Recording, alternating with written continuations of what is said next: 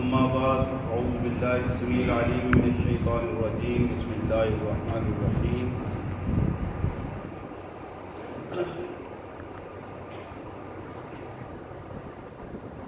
وَلَقَدْ خَلَقْنَاكُمْ ثُمَّ صَوَّرْنَاكُمْ ثُمَّ قُلْنَا لِلْمَلَائِكَةِ اسْجُدُوا لِآدَمَ فَسَجَدُوا إِلَّا إِبْلِيسَ لَمْ يَكُنْ مِنَ السَّاجِدِينَ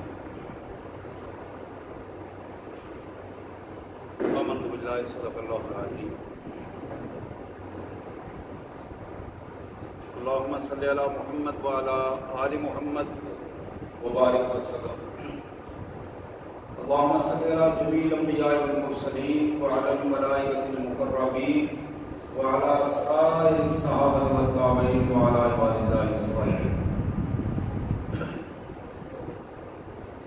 اللہ کے پاک کلام قرآن مجید میں یہ 8واں پارہ ہے اور سورہ آراف کا یہ پہلا رکوع ہے جو آج ہمارے زیر مطالعہ ہوگا۔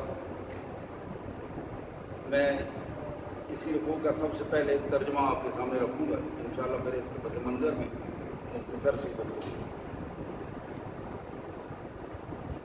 اللہ کے مبارک نام سے جو بڑا مہربان بہت زیادہ رحم کرنے والا ہے۔ وَلَقَدْ خَلَقْنَاكُمْ،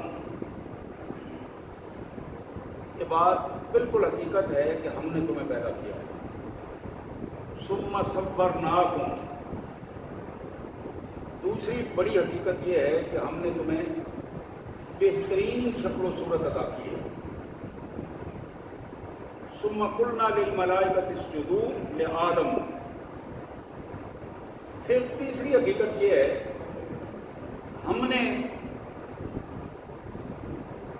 تمام فرشتوں کو یہ حکم دیا کہ آدم کو سجدہ کرو، آدم کے سامنے جھک جاؤ۔ فسجدوا الا ابلیس، سارے کے سارے لوگ جھک گئے، سجدے میں پڑ گئے، ہاں مگر ابلیس نے سجدہ نہیں کیا۔ لم یکن من الساجدین، حقیقت یہ ہے کہ یہ اس لائق ہی نہ تھا کہ وہ سجدہ کرتا۔ قال ما منعک اللہ تسجد اذ امرتک، اللہ نے فرمایا ابلیس جب میں نے تمہیں حکم دیا تھا سجدہ کرنے کا، جھک جانے کا، تو تم نے سجدہ کیوں نہیں کیا؟ کس چیز نے تمہیں روکا؟ قال انا خیر منہ خلقتنی من نار وخلقتہ من طین، ابلیس نے کہا پہلی بات یہ ہے کہ انا خیر منہ، میں اس سے بہتر ہوں، میں اس سے بہتر ہوں۔ اس کی دلیل یہ ہے کہ آپ نے مجھے آگ سے پیدا کیا اور اس کو مٹی سے پیدا کیا ہے، مٹی والے سے آگ والا بہتر ہے، اس لیے میرا یہ سٹیٹس نہیں ہے کہ میں اس کے سامنے جھک جاؤں، اس کو سجدہ کروں۔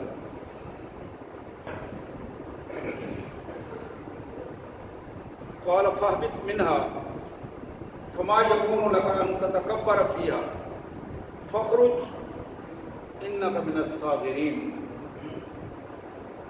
اللہ نے فرمایا کہ یہاں سے نکل جاؤ، دفع ہو جاؤ، تمہارے لیے یہ جائز نہیں تھا، جو تمہیں زیب نہیں دیتا کہ تم میرے سامنے نعوذ باللہ اپنے آپ کو بڑا بنا کر پیش کرو۔ اس معاملے میں تم نے اپنے آپ کو بڑا بنا کر پیش کیا، میرے حکم کے مقابلے میں کھڑے ہو گئے، یہ تمہیں زیب نہیں دیتا کہ تم نے ایسی حرکت کی۔ فخرج انک من الصاغرین، نکل جاؤ یہاں سے، تم ہمیشہ کے لیے ذلت اور رسوائی کا نمونہ بنے گا۔ قال انظرنی الی یوم یبعثون، اتنا کچھ کروانے کے بعد پھر کھڑے ہو کر عرض کرنے لگا یا مالک، مجھے قیامت کے دن تک مہلت دے دے. قال انک من المنذرین، اللہ نے فرمایا کہ تمہیں مہلت دے دی گئی ہے، اجازت ہے تمہیں. قال فبما اغويتني لاقعدن لهم صراطك المستقيم. میرے مالک، مہلت آپ نے مجھے دے دی ہے، اور اب میرا فیصلہ یہ ہے، میں تیرے بندوں کو صراط مستقیم سے ضرور گمراہ کروں گا.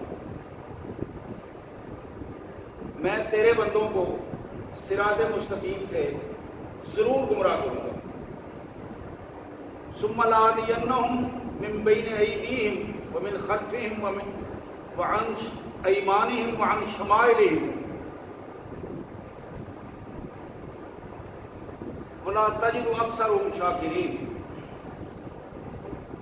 یہ بات آپ کے سامنے ہوگی کہ میں ان کو سامنے سے بھی گمراہ کرنے کی کوشش کروں گا، پیچھے سے بھی گمراہ کرنے کی کوشش کروں گا، دائیں اور بائیں سے بھی. ہر سطح پر، ہر حالت میں، ہر قیمت پر میں کوشش کروں گا کہ میں تیرے بندوں کو سیدھے راستے پر نہ جانے دوں. ولا تجد اکثرہم شاکرین. اور میرے مالک، میں آپ کو بتاؤں کہ آپ کے بندوں میں سے اکثر کو آپ اپنا شکر گزار نہیں پائیں گے، نہ شکرے رہیں گے. قال اخرج منها مذءوما مدحورا. اللہ نے فرمایا نکل جاؤ تم یہاں سے مذموما مدحورا، لعنت زدہ ہو کر اور ذلت و رسوائی کا پیکر بن کر یہاں سے نکل جاؤ. لمن تبعک منہم لأملأن جہنم منکم اجمعین. اور میرا فیصلہ سن لو، تم بھی اور تمہارے ساتھ چلنے والے جتنے لوگ ہوں گے، میں سب کو جہنم میں ڈالوں گا اور جہنم کو بھر دوں گا. ایک چیپٹر پہلا حصہ یہ تھا. اب اس کا دوسرا حصہ قرآن مجید ہمارے سامنے رکھتا ہے. وَيَا آدَمُ اسْكُنْ أَنْتَ وَزَوْجُكَ الْجَنَّةَ فَكُلَا مِنْ حَيْثُ شِئْتُمَا وَلَا تَقْرَبَا هَٰذِهِ الشَّجَرَةَ فَتَكُونَا مِنَ الظَّالِمِينَ. اللہ فرماتے ہیں کہ ہم نے آدم اور اس کی بیوی کو یہ حکم دیا کہ تم جنت میں چلے جاؤ اور یہاں جنت میں رہو، یہاں جیسے چاہے، جب چاہو، جتنا چاہو یہاں سے کھاؤ پیو. لیکن ایک بات یاد رکھنا، اس درخت کے قریب تم نے نہیں جانا، اس درخت کے قریب نہیں جانا. کھانا تو آگے دور کی بات ہے، یہاں اس کے طرف جانے کا سوچنا بھی نہیں ہے، قریب بھی نہیں جانا. اگر تم اس کے قریب چلے گئے فَتَكُونَا مِنَ الظَّالِمِينَ، تو تم ظالموں میں لکھے جاؤ گے، تم اللہ کے ریکارڈ میں ظالم بن جاؤ گے. فَوَسْوَسَ لَهُ الشَّيْطَانُ. اب یہ شیطان بھی سن رہا تھا، اس نے ان دونوں کے ذہنوں میں یہ بات ڈالی. شیطان نے میاں بیوی آدم علیہ السلام اور جناب حوا سلام اللہ علیہ کے دونوں کے ذہنوں میں یہ بات ڈالی.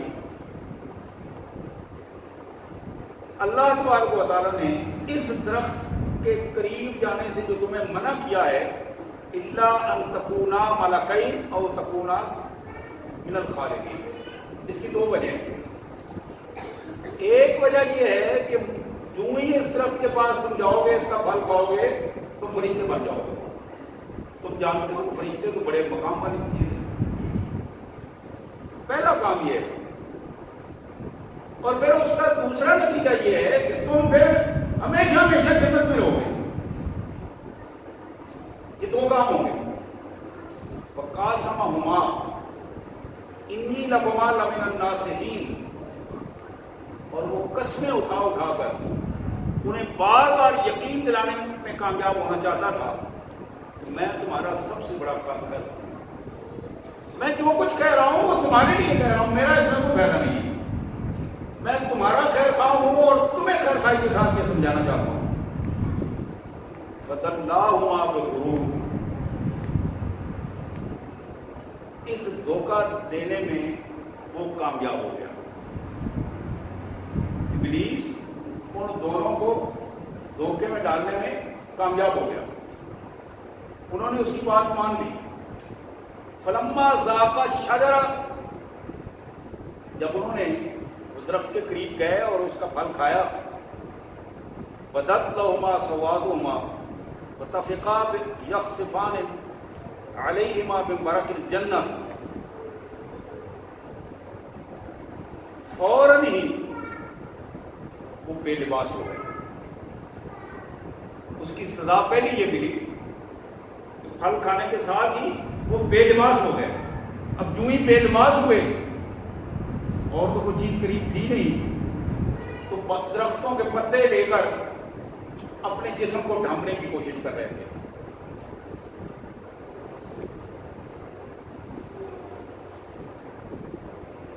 وَنَادَاهُمَا رَبُّهُمَا أَلَمْ أَنْهَكُمَا عَنْ تِلْكُمَا الشَّجَرَةِ وَأَقُلْ لَكُمَا إِنَّ الشَّيْطَانَ لَكُمْ عَدُوٌّ مُّبِينٌ. کائنات کے مالک کے سامنے یہ سارا واقعہ ہوا. مالک نے ان دونوں سے پوچھا، تمہیں میں نے روکا نہیں تھا کہ تم نے یہ کام نہیں کرنا، اس درخت کے قریب بھی نہیں جانا، پھل کھانا تو بہت بڑی بات تھی، میں نے تمہیں اس کے قریب بھی پھٹکنے کی بتایا تھا کہ نہیں جانا، اور تمہیں میں نے یہ بھی بتایا تھا کہ یہ شیطان تمہارا دشمن ہے، تمہاری بہت بڑی آزمائش ہے، اس سے بچ کے رہنا. جب اللہ تعالیٰ نے انہیں یہ بات فرمائی، قالا، دونوں کو یک زبان ہو کر بولے، ربنا ظلمنا انفسنا وان لم تغفر لنا وترحمنا لنکونن من الخاسرین. اے ہمارے پروردگار، ہم اپنی جانوں پر ظلم کر بیٹھے، اور اگر آپ نے ہمیں معاف نہ کیا اور ہم پر اپنی خاص رحمت نہ فرمائی تو ہم تباہ و برباد ہو جائیں، ذلیل و رسوا ہو جائیں. کوئی ہمیں سہارا دینے والا نہیں سوائے آپ کی ذات. یہ الفاظ جب زبان سے ادا ہوئے، قَالَ اهْبِطُوا بَعْضُكُمْ لِبَعْضٍ عَدُوٌّ وَلَكُمْ فِي الْأَرْضِ مُسْتَقَرٌّ وَمَتَاعٌ إِلَىٰ حِينٍ. اللہ نے فرمایا چلے جاؤ یہاں سے، تم سب ایک دوسرے کے دشمن ہوں گے، یعنی شیطان بھی انسان بھی، وہاں ایک دوسرے کے آویزش رہے گی تمہاری، اور تم یہاں سے اکٹھے نکلو، سب نکل جاؤ. تمہیں جانا ہے زمین پر، وَلَكُمْ فِي الْأَرْضِ مُسْتَقَرٌّ، ایک خاص وقت تک وہاں تمہیں رہنا ہے، اور اس خاص وقت تک زمین کے فائدے جو ہیں اس سے تم نے اپنا فائدہ اٹھانا ہے.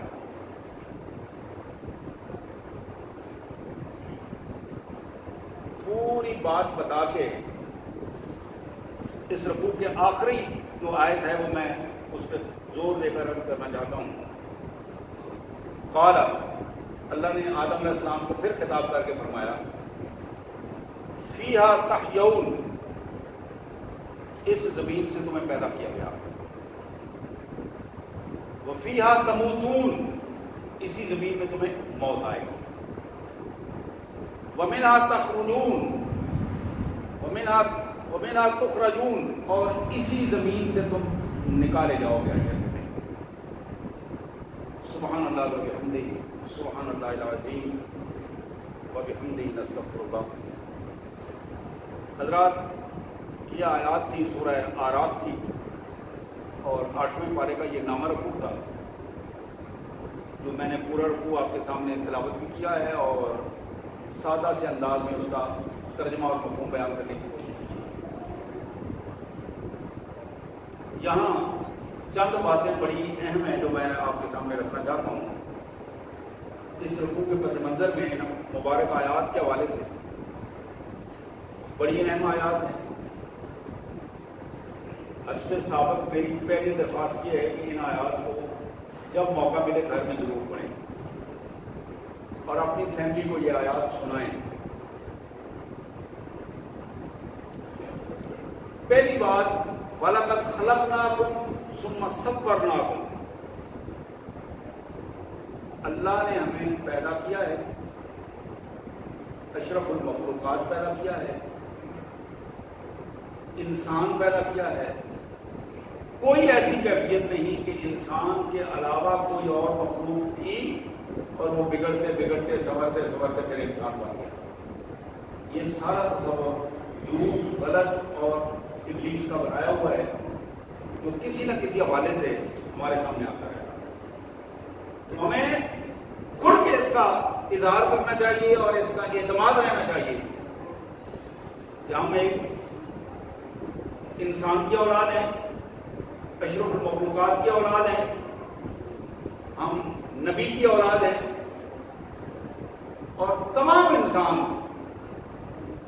بشمول سارے انبیاء کرام جناب آدم علیہ السلام کی اولاد ہیں اور سارے اشرف المخلوقات ہیں. اچھا برا کوئی بھی انسان ایسا نہیں ہے جو انسانیت کے علاوہ کسی اور صنف سے اس میں داخل ہوا ہو. یہ سارے کے سارے انسان ہیں. یہ پہلا سبق ہے جس کو قرآن نے بڑے دو ٹوک انداز میں ہمارے سامنے رکھا. دوسری چیز یہ ذہن میں رہنی چاہیے، الامر فوق الادب. حکم اور ادب میں ہمیشہ حکم جو ہے وہ پہلے نمبر پر ہوگا، ادب دوسرے نمبر پر ہوگا. قرآن مجید اللہ کا حکم ہے، قرآن مجید اللہ کا حکم ہے.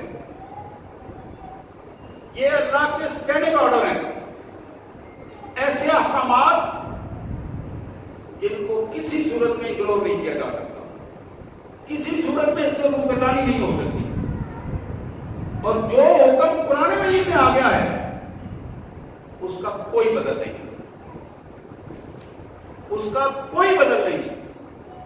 کوئی بڑی سے بڑی بات بھی اس قرآن مجید کے حکم کے مقابلے میں کسی نبی کے حوالے سے، کسی ولی کے حوالے سے، کسی رسول کے حوالے سے لائی جائے جو قرآن کی آیت سے ٹکراتی ہو، اس کو کسی صورت میں قبول نہیں کیا جائے. تو بڑی دو ٹوک سی بات ہے جو قرآن ہمارے سامنے رکھتا ہے. ادب کے نام پر اگر کوئی آدمی یہ کہتا ہے کہ یہ ادب کی بات ہے، ادب کے نام پر قرآن مجید کی توہین کرنا، قرآن مجید کی بات نہ ماننا کسی ادب کی آڑ لے کر، یہ جہالت ہے اور بے دینی کا. یہ ادب نہیں ہے. ادب ہمیشہ قرآن کے حکم کو ماننے میں ہے، قرآن کے حکم کو تسلیم کرنے کا نام ادب ہے. ادب بے ادبی کا نام نہیں ہے. یہ باتیں وہ ہیں جو بڑی کھلی کھلی عقائد کی باتیں ہیں اور ہمارے ذہنوں میں یہ پیوست رہنی چاہیے. تیسری بات جو آج کے سبق سے ہمارے سامنے آتی ہے بڑی دو ٹوک سی بات ہے اور یہ دو کرداروں کا تقابل ہے. ایک کردار وہ ہے اللہ نے اسے حکم دیا، اس نے حکم نہیں مانا، اور اللہ نے اس سے پوچھا کہ کیوں نہیں مانا، جبکہ تمہیں پتا ہے کہ میں نے تمہیں ڈائریکٹ حکم دیا ہے، کیوں نہیں مانا؟ اس نے اس کے بعد دلیل کی، دلیل میں تکبر کیا، دلیل دی اور اپنے آپ کو بڑا بنا کر پیش کیا، اور دوسرے کی تحقیر کی، آدم علیہ السلام کی تحقیر کی، ان کو نوبل اپنے سے چھوٹا کہا. ہمیں یہ بات ذہن میں بٹھا دینی چاہیے کہ جہاں بھی تکبر کی کوئی سزا برابر کی کیفیت ہوگی، اللہ اللہ کے ہم سے قبول نہیں کرتا۔ گناہوں میں شرک کے بعد کائنات کے مالک کو جس چیز کے پر سب سے زیادہ نفرت ہے اور وہ چیز سب سے زیادہ اللہ کو غصہ دلاتی ہے وہ تکبر ہے۔ حدیث میں آتا ہے نبی رحمت صلی اللہ علیہ وسلم نے فرمایا جس بندے کے اندر کبر ہوگا، تکبر ہوگا، حضور نے فرمایا کہ 40 سال کی مسافت تک اس کو جنت کی خوشبو بھی نہیں آئے گی۔ جنت میں داخل ہونا تو بڑی دور کی بات ہے، جنت کی خوشبو جو 40 سال کی مسافت تک ہے وہ بھی اس کے نتھروں تک نہیں پہنچ سکے گی۔ متکبر آدمی کی نماز، روزہ، حج بھی قبول نہیں ہے، کیونکہ یہ چیزیں تو عاجزی کا نام ہے، یہ تو رکوع ہے، یہ تو ہاتھ باندھ کے کھڑے ہونا قیام ہے، یہ تو رکوع ہے، یہ تو سجدہ ہے، یہ تو اپنے آپ کو اللہ کے حضور پیش کر دینے کا نام ہے۔ حضور اکرم صلی اللہ علیہ وسلم سے پوچھا گیا میرے آقا تکبر کیا چیز ہے؟ بچیاں چپ کرا دو، کوشش کرا کرو کہ 5-6 سال کے بچوں مسجد نہ لیا جائے، منع کرتا ہوں جتنے تک بچہ 7 سال کا نہ ہوئے گا مسجد لیا تو منع کرتا ہے، ایک نے ماجہ دے دی۔ نبی رحمت صلی اللہ علیہ وسلم سے پوچھا گیا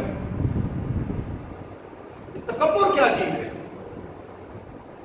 آپ نے فرمایا، بلکہ پوچھنے والے نے پوچھا یا رسول اللہ اگر ایک آدمی اچھے کپڑے پہنتا ہے، اچھی جوتے پہنتا ہے، رہن سہن اس کا اچھا ہے، صاف ستھرا ہے، اچھا کھانا کھاتا ہے، کیا یہ تکبر ہے؟ حضور نے فرمایا نہیں، ایک آدمی اپنی حلال روزی کماتا ہے، اچھا کھاتا ہے، اچھا پہنتا ہے، یہ تکبر نہیں ہے۔ آپ نے فرمایا تکبر یہ ہے کہ وہ بندہ حق کو چھپا لے، سچائی کو چھپا لے اور اپنے آپ کو جھوٹے انداز میں بڑا بنا کر پیش کرے، اپنی حقیقت کو چھپا کر دوسرے نام میں آپ کو بڑا پیش بنا کر پیش کرے اور دوسرے کو اپنے سے حقیر سمجھے، کم تر سمجھے، اس کو تکبر ہے۔ دوسرے کو اپنے آپ سے کم تر سمجھے، حقیر سمجھے۔ تو میں کر رہا تھا یہ تکابر ہے، 2 کردار میں۔ ایک کردار اس نے کہا انا خیر منہ خلقتنی من نار وخلقتہ من طین، یہ تکبر تھا جو ابلیس کی طرف سے کیا گیا، اور اس کے مقابلے میں وہاں کیا ہوا؟ اللہ نے ابلیس کو پوچھا کہ تمہیں میں نے حکم دیا تھا، تم نے کیوں نہیں مانا؟ ان کو بھی کہا تمہیں اس سے میں نے روکا تھا، کیوں تم وہاں گئے؟ اس کا جواب آپ نے سن لیا۔ ان کا جواب کیا تھا؟ ربنا ظلمنا انفسنا وان لم تغفر لنا وترحمنا لنکونن من الخاسرین۔ کوئی دلیل نہیں تھی، کوئی جسٹیفیکیشن نہیں تھی، بس ایک ہی بات ہے مالک معاف کر، غلطی ہو گئی ہے، اپنی جانوں پہ ظلم کر بیٹھے ہیں، اگر معافی نہ ملی تو ہم ذلیل و رسوا ہو جائیں گے، معافی نہ ملی تو ہم پریشان ہیں، مسلسل پریشان رہیں گے۔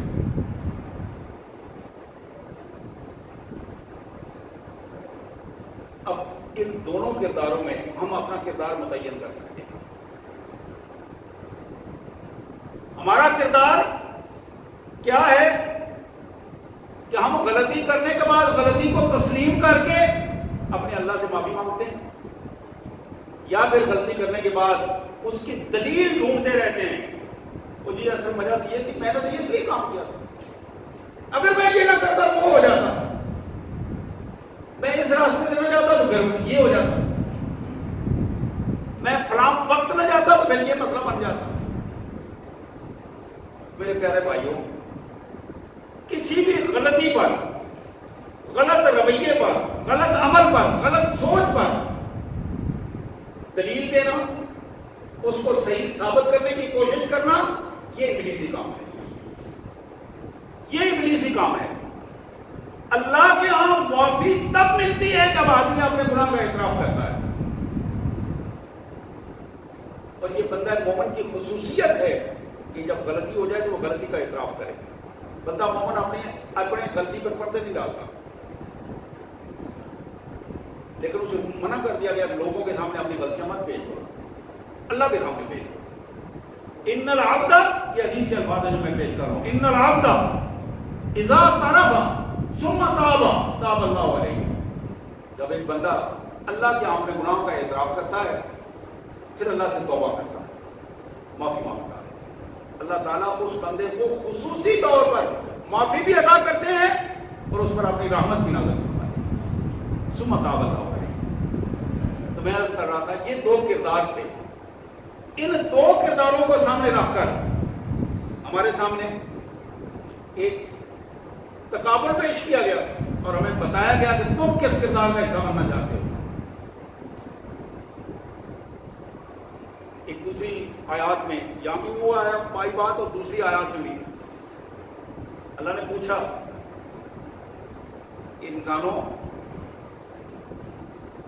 تم اپنے باپ کے حکم پر چلنا چاہتے ہو یا اس کی بات ماننا چاہتے ہو جس نے تمہاری ماں اور باپ کے کپڑے اتروا دیے تھے. یہ الفاظ ہیں قرآن کے، میرے الفاظ نہیں، قرآن کے الفاظ ہیں. تمہیں حیا نہیں چاہیے، تو یہ تو وہ خبیث ہے جس نے تمہاری ماں اور تمہارے باپ کے کپڑے اتروا دیے، انہیں ننگا کر دیا. اس بے حیا کے پیچھے تم چلنا چاہتے ہو، اس کی بات ماننا چاہتے ہو، اس کو اپنے اس کے ساتھ تعلق رکھنا چاہتے ہو. تو حضرات یہ ہمارے لیے دونوں کرداروں میں جائز ہے کہ ہم اپنے ماں باپ کے کپڑے اتروانے والے دشمن کا ساتھ دینا چاہتے ہیں یا اپنے باپ اور ماں کے اس راستے پر چلنا چاہتے ہیں جو نبیوں کا راستہ ہے، رسولوں کا راستہ ہے، جو دین کا راستہ ہے اور دین کو غالب کرنے کا راستہ ہے. حضرات اسی کیفیت میں ہمارے سامنے آخر میں کائنات کے مالک نے جو بات بتائی کہ تمہیں زمین میں رہنا ہے، ایک خاص وقت تک رہنا ہے، اور اس خاص وقت تک زمین میں جو جو جائز فائدے زمین میں آئے وہ سارے طور پر اٹھا سکتے ہو، حلال انداز میں حلال زندگی بسر کر سکتے ہو. جنت میں داخلہ جو ہے جناب آدم علیہ السلام کا یہ تھوڑے سے وقت کے لیے تھا، وہاں ہمیشہ رہنے کے لیے نہیں تھا. ہمیشہ تو موت کے بعد جنت ہے. جب اللہ نے آدم علیہ السلام کو نہیں ابھی بنایا تھا تو اس وقت فرشتوں کے سامنے انتظار کیا تھا، انی جاعل فی الارض خلیفہ. جنت میں نہیں کہا تھا میں خلیفہ بنانا چاہتا ہوں، زمین پر خلیفہ بنانا چاہتا ہوں. آدم علیہ السلام کی پیدائش کے بعد انہوں نے زمین پر آنا تھا. راستے میں جنت ایک آزمائش کا ایک حصہ تھا، وہاں سے ہو گیا ہے. لیکن تخلیق آدم کے بعد جناب آدم علیہ السلام اللہ کے خلیفہ اور نائب کی حیثیت سے زمین پر آپ نے آنا تھا، زمین پر ہی آپ کو بھیجا گیا. اور یہ وہ خلافت تھی جس کا مفہوم یہ تھا کہ اللہ کے نظام کو نافذ کیا جائے اور اللہ کا کلمہ پوری دنیا میں بلند کیا جائے. یہ تھا مقصد جس کے لیے تمام انبیاء کرام کو بھجوایا گیا. اور پھر آخر میں کائنات کے مالک نے یہ بھی بتایا کہ تم اس زمین سے پیدا کیے گئے ہو، اس مٹی سے، اس مٹی میں ہی تمہاری موت ہوگی اور اسی سے کل تمہیں نکالا جائے گا. میں اپنی بات ختم کرتے ہوئے بخاری کی ایک حدیث رکھنا چاہتا ہوں آپ کے سامنے تاکہ ہمیں اس کا ادراک ہو. پہلی چیز یہ ہے کہ موت سے پہلے جس چیز کی اشد ضرورت ہے اس کا نام ایمان ہے. اس کا نام ایمان ہے. اور میری بہنوں اور میرے بھائیوں اس بات کو ذہن میں رکھو کہ یہ جو بے ایمانی ہے، عام انداز میں ہم کہتے ہیں کہ فلانا بے ایمانی، فلاں بندہ بڑا بے ایمان ہے. ایک بندے نے جھوٹ بولا، ہم نے کہا بڑا بے ایمان ہے. اس نے کسی کی چیز چرا لی، ہم نے کہا بڑا بے ایمان ہے. وعدہ خلافی کو یہ بڑا بے ایمان آدمی وعدے نہیں سے کرتے. اس کا مطلب یہ ہے کہ ہمارے معاشرے میں بے ایمانی لفظ جو ہے وہ مشہور ہے بد کرداری کے لیے بھی، اور جہاں معروف ہو جائے معاشرے میں یہ بندہ بے ایمان ہے، اللہ کے آمین کو بے ایمان لکھا جاتا ہے. یہ نہیں ہوتا کہ بندے تو اس کا بے ایمان سمجھے، وہ بندوں کے ساتھ تو بے ایمانیاں کر رہا ہو اور وہ سمجھے کہ میں نماز پڑھ کے فارغ ہو جاؤں گا، اللہ کے بچ جاؤں گا. نہیں بچ سکتا، نہیں بچ سکتا. بڑا ضروری ہے کہ اپنے ایمان کی حفاظت کی جائے. ایمان کی حفاظت میں سب سے بڑی چیز کیا ہے؟ ایمان کی حفاظت میں سب سے بڑی چیز یہ ہے کہ اپنے اللہ کے حقوق کا تحفظ کیا جائے. نماز، روزہ، حج، زکوٰۃ، اللہ کے احکامات پر پابندی کی جائے. دوسرا پہلو یہ ہے کہ حقوق العباد کا خیال رکھا جائے. بندوں کے حقوق، میں نے پچھلے کچھ غالباً خطبے میں بھی عرض کیا تھا کہ بندوں کے حقوق میں بندہ دوہرا مجرم بنتا ہے. بندوں کا بھی مجرم ہوتا ہے، اللہ کا بھی مجرم ہوتا ہے. اور اللہ نے یہ فیصلہ کیا ہے کہ جہاں بندوں کے حقوق مارے جائیں وہاں اللہ اس وقت تک معاف نہیں کرے گا جب تک بندہ معاف نہیں کرے گا. جب تک بندہ راضی نہیں ہوگا اللہ راضی نہیں ہوگا. تو اپنا ایمان بچانے کے لیے آج سانسیں چل رہی ہیں، جہاں سانسیں رک گئی ہیں وہاں تو رک گئی ہیں، وہاں تو مہلت ختم ہو گئی. جس جس کے پاس سانسیں ہیں اپنے ایمان کو بچانے کے لیے بندوں کے حقوق کا خیال کر کے ان سے اپنی صلح صفائی کریں. نہیں پتا کہ کل دن چڑھے گا کہ نہیں چڑھے گا. اپنے ایمان کی حفاظت کریں، یہ پہلی چیز تھی میں عرض کر رہا تھا. دوسری بات، جب بندہ دنیا سے چلا جاتا ہے اس حوالے سے میں بتا رہا تھا کہ میں آخری حدیث جو بخاری کی حدیث میں ورکھنا چاہتا ہوں، آخری کلمات ہیں. حضور اکرم صلی اللہ علیہ وسلم نے فرمایا اذا مات الانسان، جب بندہ فوت ہو جاتا ہے، انقطع کل عمل ابن آدم الا بالصلاۃ. تین چیزوں کے علاوہ بندے کا رابطہ مکمل طور پر دنیا سے کٹ جاتا ہے. تین ایسی چیزیں ہیں جو اس کے مرنے کے بعد بھی اللہ تعالیٰ اس تک پہنچاتے رہتے ہیں. وہ کون سی چیزیں؟ پہلی چیز ہے صدقۃ جاریہ، صدقہ جاریہ. صدقہ جاریہ. دنیا کے پاس بڑے پیسے ہوتے ہیں، بندہ زندہ ہوتا ہے تو خوب کمال ہے، بڑا یہ جاگیر ہے، یہ پیسہ ہے، یہ صنعتیں ہیں، سب کچھ ہے، لیکن اس کو توفیق نہیں ہوتی کہ وہ اللہ کے لیے خرچ کرے یا بندوں کے لیے خرچ کر سکے. اس کے اپنے رشتہ دار لوگوں سے مانگتے پھر رہے ہوتے ہیں، لیکن اس کے پاس پیسہ ہوتا ہے وہ دیتا نہیں. دیتا کہاں ہے؟ جہاں اس کا نام و نمود ہو، جہاں فوٹو سیشن ہو، جہاں لوگ جانے، جہاں میڈیا میں بات آئے، وہاں وہ پیسہ خرچ کرتا ہے. اس کے لیے الٹا وہ مجرم بن جاتا ہے. یہاں صدقہ جاریہ سے مراد یہ ہے کہ اس کی اولاد جو وارث ہیں اس کے، جنہوں نے اس کا پیسہ لینا ہے بعد میں وراثت کے طور پر، ان کی ذمہ داری بنتی ہے. جس طرح باپ کا پیسہ وہ لے رہے ہیں، اسی طرح باپ کا حصہ نکال کے اس کے لیے صدقہ جاریہ بندوبست کریں. ماں کا حصہ نکال کے اس کے لیے صدقہ جاریہ کا بندوبست کریں. یعنی اس کا حصہ لینے میں تو ہم آگے ہوں، اس کے لیے کچھ کرنے میں ہم سب سے پیچھے ہوں. تو یہاں پہلا کام ہے صدقہ جاریہ، اگر ہم کچھ کرنا چاہتے ہیں اپنے جانے والے کے لیے. دوسری بات، حضور اکرم صلی اللہ علیہ وسلم نے فرمایا ولد صالح یدعو لہ، نیک اولاد. اولاد جو نمازی اولاد ہو، صرف اولاد نہیں کہا، نیک اولاد، نمازی ہو، اللہ کے حقوق ادا کرنے والی، بندوں کے حقوق ادا کرنے والی، اپنے ماں باپ کے لیے دعائیں کرنے والی، دعائیں کرنے والی، ہر نماز کے ساتھ دعائیں کرنے والی، شعوری طور پر دعائیں کرنے والی. تیسری بات، علم تنتفع بہ، اس نے علم سیکھا، لوگوں تک پہنچایا اللہ کی رضا کے لیے، اس لیے کہ میرا اللہ خوش ہو جائے. جتنے لوگوں نے اس کے علم سے فائدہ اٹھایا ہوگا کل قیامت کے دن اس کی قبر میں بھی اس علم کے فائدہ اٹھانے والے لوگوں کا اجر اس کے یہاں لکھا جائے. اللہ سے دعا ہے اللہ تبارک و تعالیٰ ان ساری چیزوں پر ہمیں عمل کی توفیق عطا فرمائے. وآخر دعوانا الحمد للہ رب العالمین.